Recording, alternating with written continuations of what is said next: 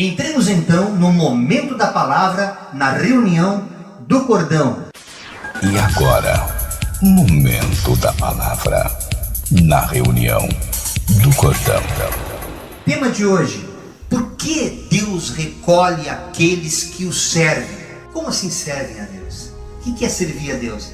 É amar a Deus, é servir a Deus no próximo. Quando você ama o próximo, você está servindo a Deus. Não é uma prerrogativa dos crentes, frequentadores de igreja, sejam eles cristãos católicos ou protestantes, evangélicos, absolutamente. Todo aquele que ama, todo aquele que dá pão a quem tem fome, dá água para quem tem sede, veste aquele que tem frio, está servindo a Deus. Há um questionamento nesse tempo de pandemia, porque tanta gente boa está morrendo e alguns maus nem doentes estão ficando.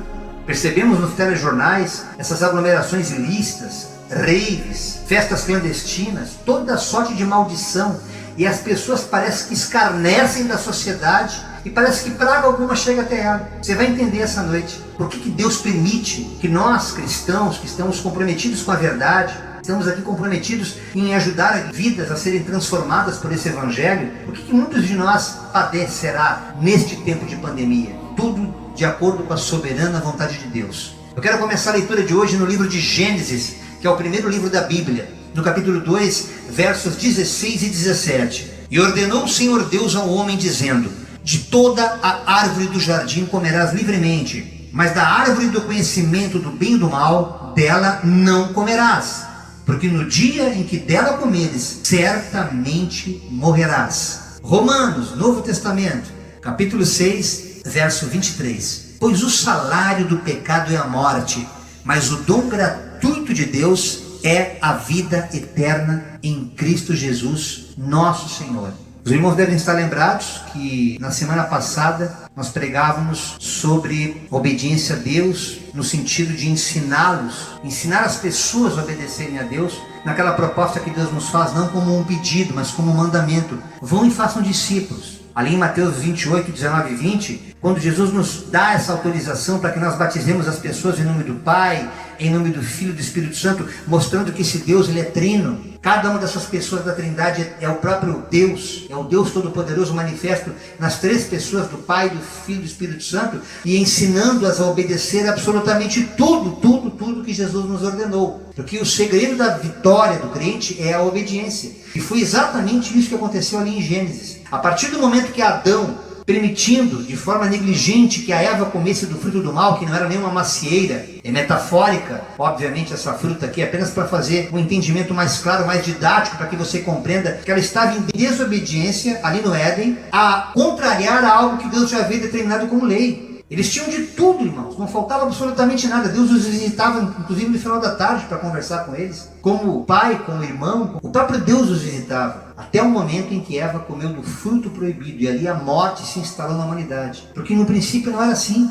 Nós, apesar de vivermos nesse corpo de carne, este corpo não era para morrer, era para a gente ser eterno nessa carne. Acreditem, a Bíblia nos deixa muito claro isso. Mas a partir do momento que entrou o pecado, por isso aqui, o pecado tem uma conotação muito mais séria do que a moral, os bons costumes fazem ter uma aparência de ser algo religioso. Ele está pecando, que pecado. E o diabo cria uma cultura irônica, fazendo parecer que o pecado é uma coisa leve, uma coisa boba, quando na verdade são coisas muito mais profundas, as coisas que o ser humano faz quando desobedece a esse Deus. A partir do momento que nós entendemos isso, que a morte se instalou na humanidade como consequência do pecado que Adão e Eva cometeram, a Eva comendo fruto e a negligência do Adão perante ela, automaticamente a morte se instalou. E de lá para cá, todo homem natural, todo homem, sendo mesmo espiritual, enquanto ele viver neste corpo, essa carne, ele morrerá. Observe que ali no Evangelho de Lucas, no capítulo 13, versos de 2 a 5, tem algo tão tremendo que acontece quando havia um questionamento semelhante a esse questionamento que os irmãos me fizeram por esses dias. Por que pessoas boas morreram e as pessoas ruins continuaram vivas?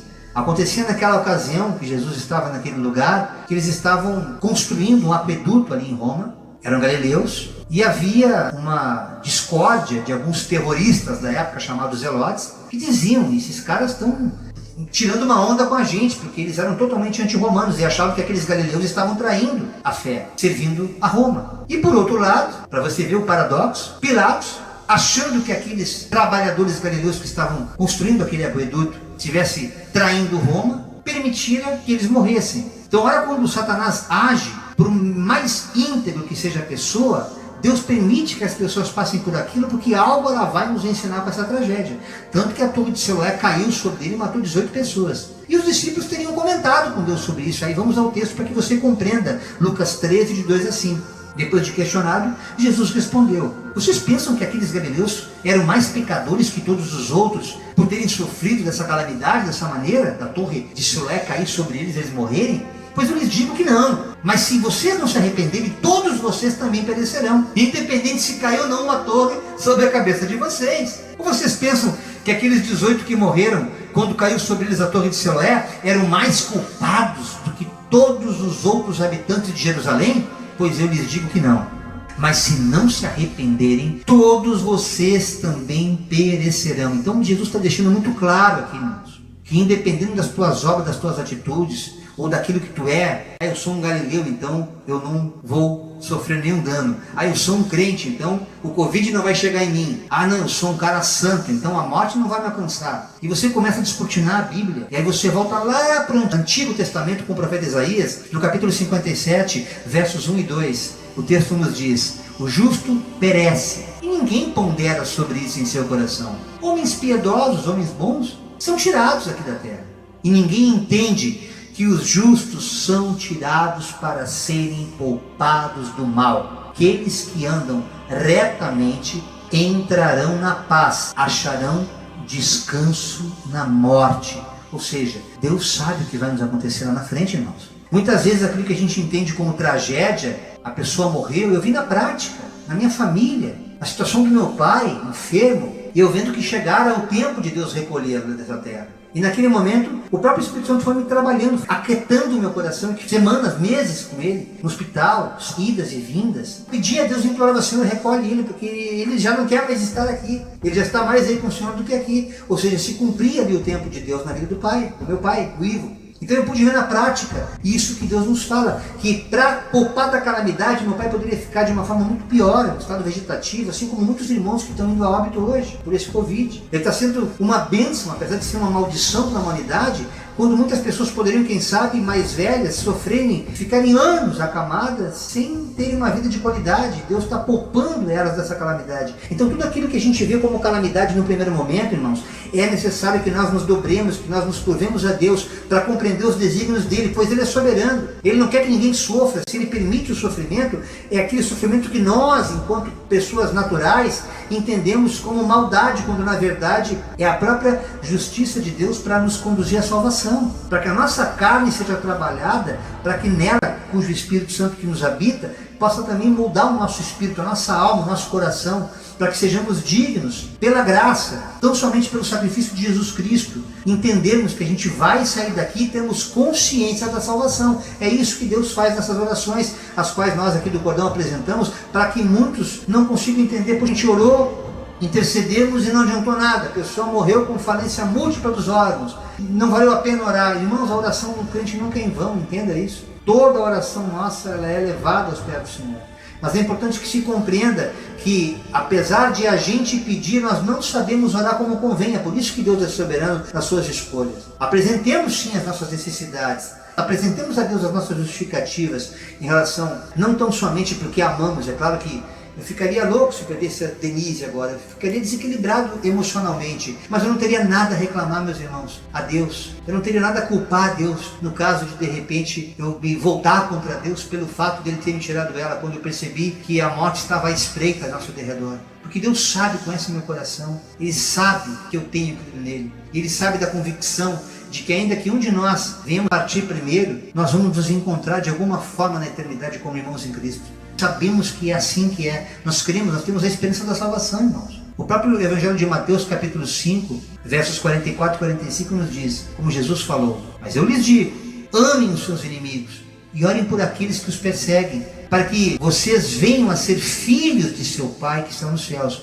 porque Ele faz raiar o sol sobre os maus e bons e derrama chuva sobre os justos e os injustos. Nós, como estamos à frente de um trabalho, a gente vê todo tipo de gente. E o fato de eu temer perder a mulher que eu amo não me torna menos sensível a ponto de não orar pela pessoa que é má, pela pessoa que é ingrata. Pela pessoa que é ignorante, porque o sol também brilha para ela. Haverá o tempo, Deus permitirá que ela se acorde, que ela se desperte para essa verdade, porque ela também é chamada, ela é escolhida. Agora, vai depender do posicionamento dela após ouvir essa verdade. Por isso que a minha função e a sua é levar o evangelho até eles. Esse posicionamento que o Ministério Cristão Cordão de Três Dobras tem, sem fazer acepção, sem julgar. Porque se a nossa mente enganosa, o nosso coração duro, for avaliar, for julgar as pessoas, irmãos, nós também somos maus, ninguém é bom, bom é Deus. Por isso que o texto vai discutirando aqui essa noite, você vai cessar esse questionamento a partir de hoje. Mas por que, Senhor? Não. Pergunte a Deus diferente então, Senhor, para quê? Para que propósito tudo isso? O que tu queres nos ensinar nessa aflição?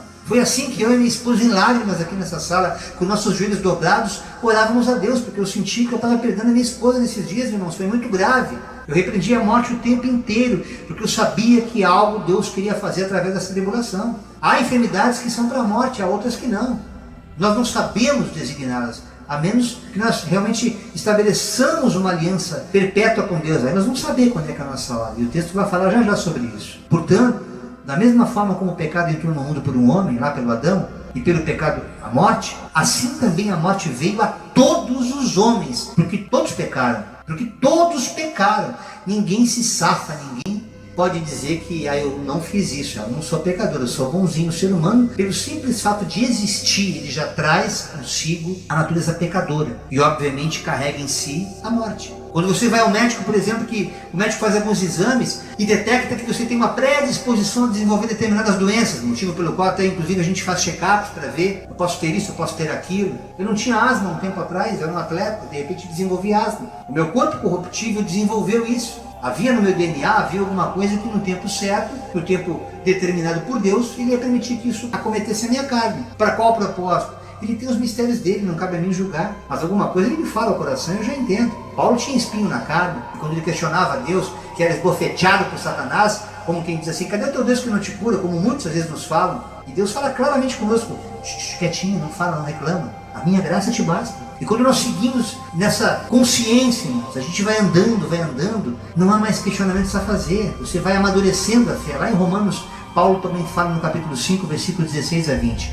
Não se pode comparar a dádiva de Deus com a consequência do pecado de um só homem. Por um pecado veio o julgamento que trouxe condenação, no caso Adão. Mas a dádiva que vem de Jesus decorreu de muitas transgressões e trouxe justificação. Se pela transgressão de um só a morte reinou por meio dele, ou seja, o Adão, muito mais aqueles que recebem de Deus a imensa provisão da graça e a dádiva da justiça reinarão em vida por meio de um único homem. Quem é esse homem? Jesus Cristo. Então, se um cara fez com que toda a humanidade pagasse esse preço hoje, e o outro cara, que é o segundo Adão, que é santo, imaculado, nunca cometeu pecado, o próprio Deus encarnado na terra, veio em forma de homem, não se usurpava em ser Deus, mesmo sendo Deus, permitindo que através da sua morte nós fôssemos reconciliados com o Pai. Essa morte, ela acontece somente no campo físico, mas não no campo espiritual. Veja o que o texto continua dizendo. Consequentemente, assim como uma só transgressão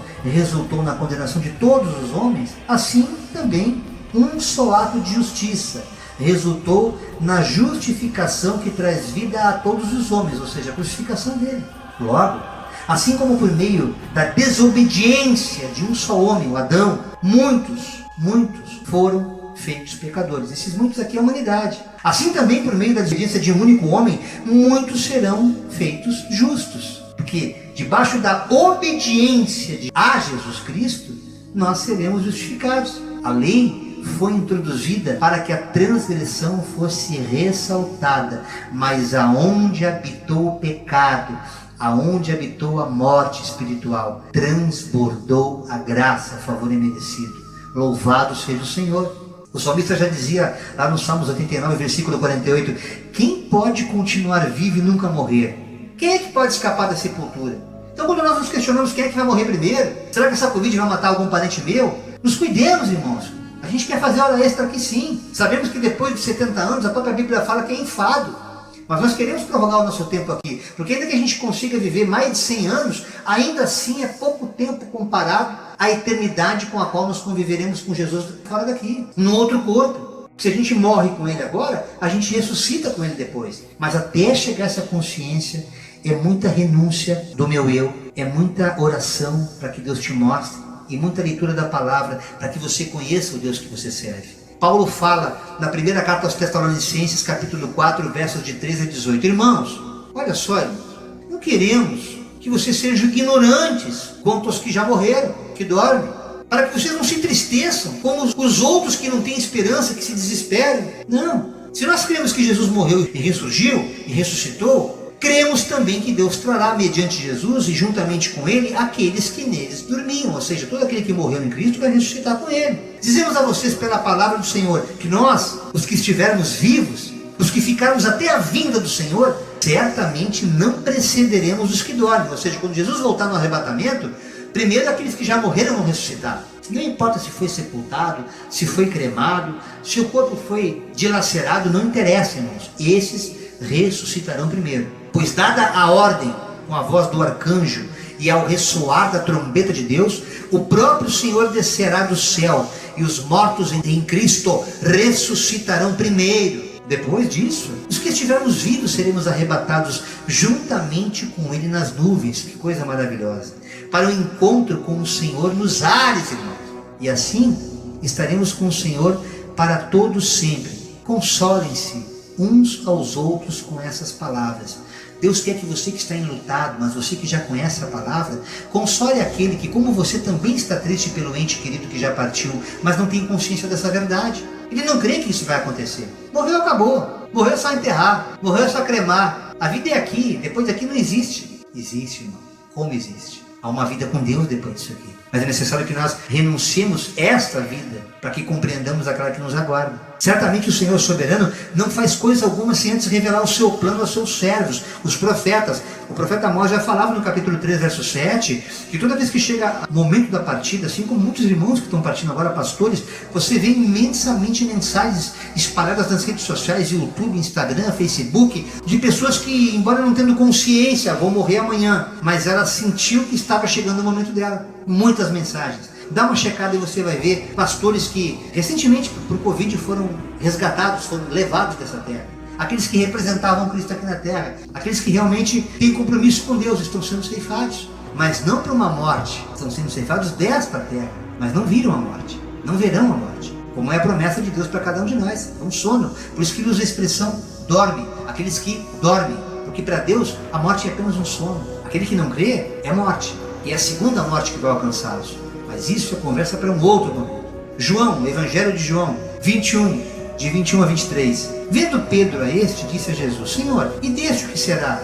Ele estava preocupado que havia uma conversa entre os discípulos. Cara, quem é que vai morrer primeiro? Eu que vou morrer? Como é que vai ser a minha morte? Eles queriam fazer uma consulta, como se vissem Jesus como um vidente, querendo consultar, saber como é que seria a morte dele, como é que seria o acontecimento da vida de Cristo. E Jesus, vendo aquilo, começou a ficar chateado com aqueles discípulos e comeou a falar. Disse-lhe Jesus: se eu quero que ele fique até que eu venha, que te importa a ti? Jesus falando de João, o apóstolo querido dele, respondendo a Pedro, que indagava, preocupado: o que vai ser desse teu queridinho aí, Jesus? Cheio de ciúme, né? Isso acontece muito, inclusive em igrejas, irmãos com ciúme do outro. O que será que vai ser desse? Aí Jesus falou para ele: Pedro, segue-me tu. Divulgou-se depois disso entre os irmãos este dito, que aquele discípulo não haveria de morrer, no caso João. Mas Jesus, porém, não lhe disse que não morreria. Mas se eu quero que ele fique até que eu venha, que te importa a ti? Por Jesus' dissidência, João foi o único dos discípulos que não morreu por morte matada. Ele morreu de velho. Você vê a história dos discípulos, você vai perceber que realmente algo diferente Jesus tinha com João. Mas João morreu. João não está vivo, mas não respira mais entre nós. Assim como nenhum de nós permanecerá para a eternidade aqui na terra. É importante que a semente caia para apodrecer e virar fruto, irmãos. Nós não podemos ficar aqui. Não tem como entrar no céu com esse corpo. Não tem como ir para a glória nesse corpo caído que a gente tem aqui. Eclesiastes, capítulo 7, versos de 1 a 4. Uma boa reputação vale mais que um perfume caro. E o dia da morte é melhor do que o dia do nascimento. É melhor que comemorar aniversário. É melhor ir a um funeral. Olha o que Salomão fala, que coisa tremenda. Do que ir a uma casa em festa. Pois a morte é o destino de todos. Todos. Os vivos devem levar isso a sério. A tristeza é melhor que o riso. Porque o rosto triste, ele melhora, ele aperfeiçoa, ele aformoseia o coração, ele aformoseia o rosto. O sábio pensa na morte, mas o tolo, o bobo, o idiota só pensa em se divertir.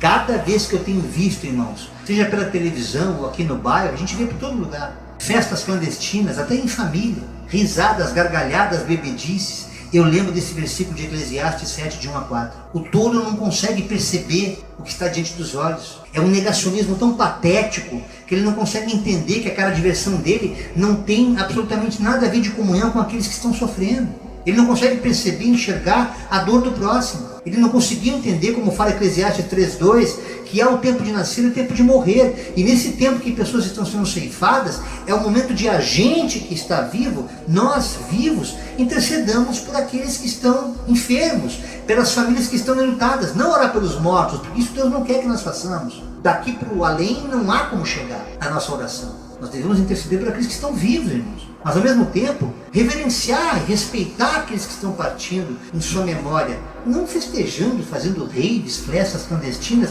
como se absolutamente nada tivesse acontecendo, como se fosse tudo bem. E é complicado, irmãos, porque nós precisamos entender que nós teremos aflições nessa terra.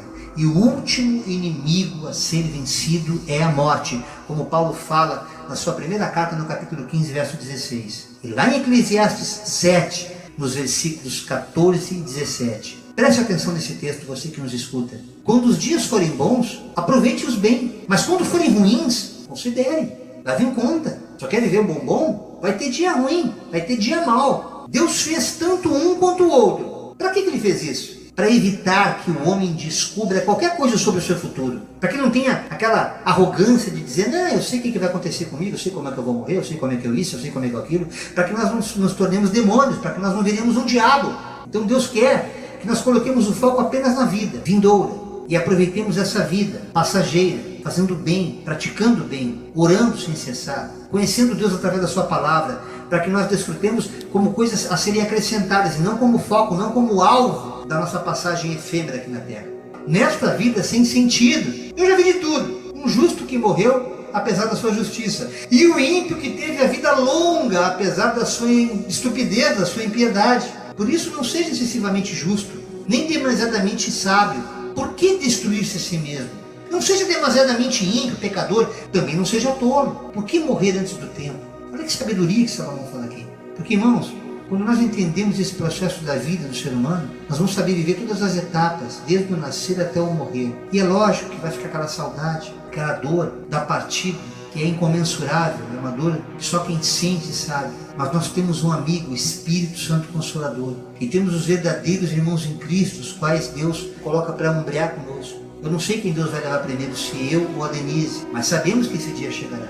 Não estamos preparados nunca para isso, porque queremos ir para o céu arrebatados. Quiçá, oxalá, Deus faça isso, porque estamos às vésperas do arrebatamento. Gostaríamos de poder ver sepulturas sendo abertas, mortos ressuscitando, aqueles que dormiam em Cristo, e nós flutuando nos ares, eu e a D, saindo desse corpo, um corpo, aleluia, incorruptível. Como eu gostaria disso, irmãos? Nós não sabemos se será assim. Portanto, vivenciemos aquilo que Deus está propiciando nesse momento para cada um de nós. Eu lembro que no dia do sepultamento do meu pai, eu entrei no cemitério e vi essa frase, de João 11, 25 a 26. Disse-lhe Jesus, eu sou a ressurreição e a vida. Quem crê em mim, ainda que esteja morto, viverá.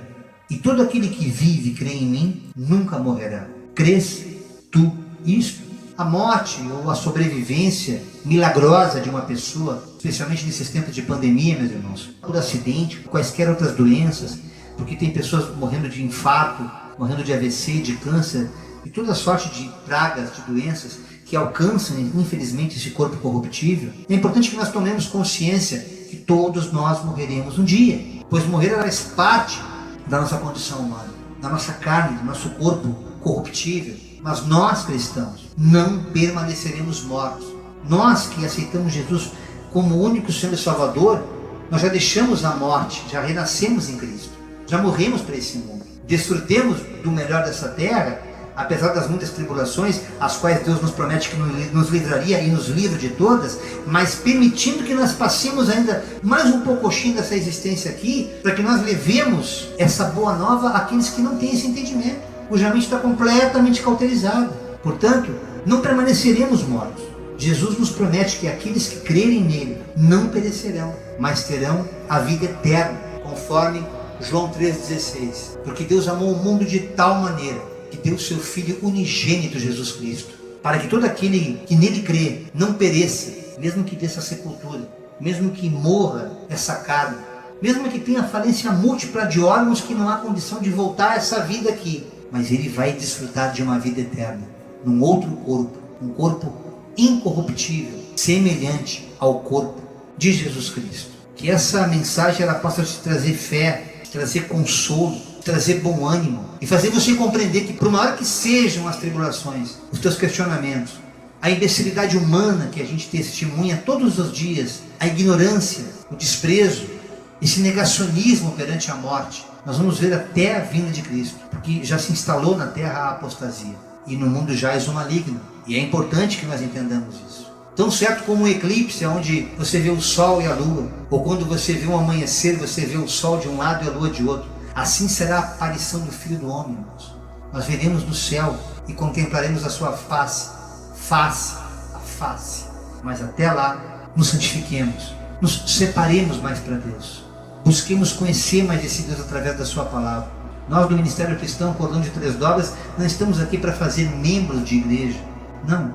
Estamos aqui para te conscientizar que você é membro de um corpo, que você é a igreja, que você sozinho não tem estrutura para suportar essa verdade espiritual. Quando você se tornar corpo, por mais que um membro seja arrancado desse corpo, você vai saber que há um membro deste corpo, que é o cabeça, jamais perecerá, porque ele é o Cristo, é ele que comanda esse corpo. Se a cabeça comanda o corpo, ela vai dar a direção daquilo que for melhor para que esse corpo continue caminhando, apesar da falta de alguns membros. Porque a igreja, a imaculada igreja do Senhor, a noiva do Cordeiro, ela se encontrará com Jesus Cristo, perfeita, adornada, e lá todos os membros, não haverá amputação espiritual. Todos aqueles dos quais nós nos incluímos, porque temos convicção dessa salvação, ela não é mais uma dúvida. Se você ainda tem uma dúvida, é porque você ainda precisa ser aperfeiçoado na graça de Deus. Esta foi a mensagem que Deus colocou no meu coração neste dia 31 de março do ano de 2021, na reunião do Cordão.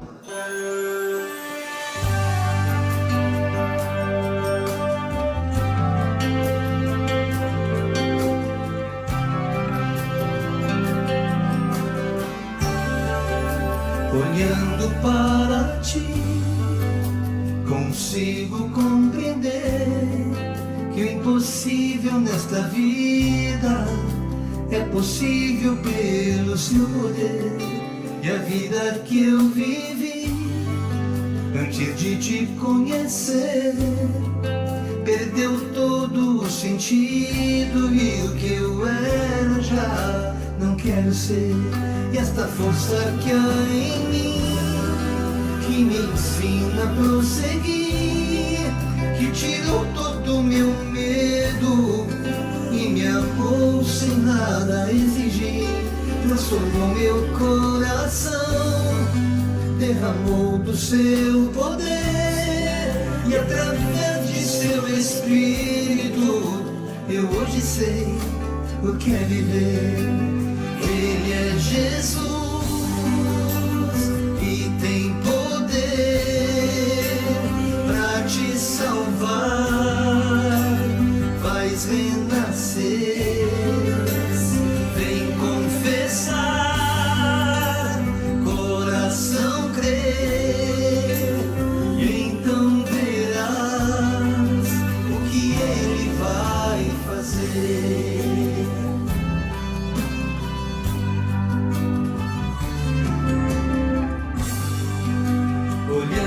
Para ti, consigo compreender que o impossível nesta vida é possível pelo seu poder. E a vida que eu vivi antes de te conhecer perdeu todo o sentido, e o que eu era já não quero ser. E esta força que há em mim, que me ensina a prosseguir, que tirou todo o meu medo e me amou sem nada exigir, transformou meu coração, derramou do seu poder, e através de seu Espírito, eu hoje sei o que é viver. Ele é Jesus e tem poder pra te salvar, faz renascer. Vem confessar, coração crer, e então verás o que ele vai fazer. Ele é Jesus e tem poder pra te salvar, faz renascer. Vem confessar, coração crer, então verás o que ele vai fazer. Ele é Jesus e tem poder pra te salvar, faz renascer. Vem confessar, coração crer, então verás o que ele vai fazer. Vem confessar, coração crer, então verás o que ele vai fazer. O que ele vai fazer. Obrigado, gente. Até semana que vem. Ele é Jesus.